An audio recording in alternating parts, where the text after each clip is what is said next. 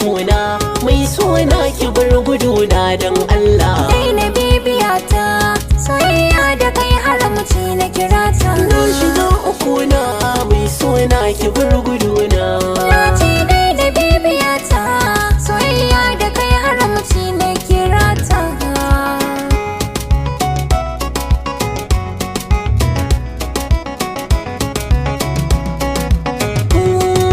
Na shiga uku na mai suna ki bar guduna.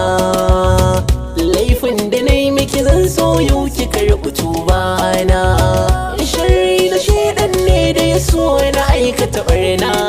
Tun da ban aikata ba na tuba zo ki share kukana.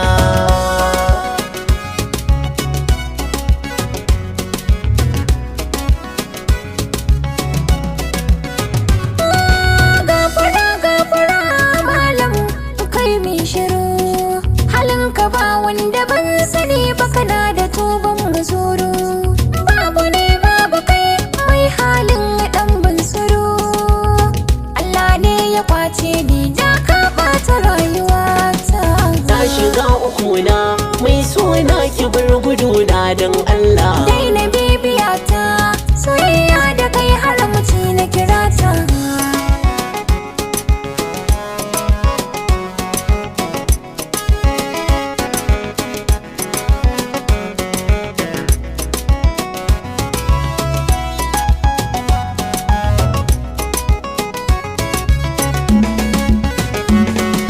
Na shiga uku na mai suna ki bar guduna.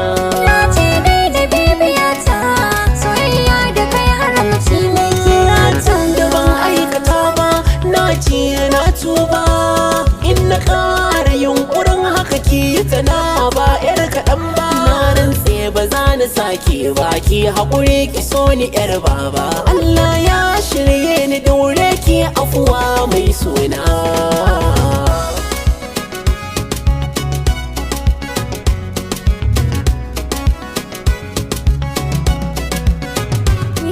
Ka dai ka ɓata ni, ka so kai fasadi da ni. Allah ne ya kare ni, mai zai sa ka batar da ni.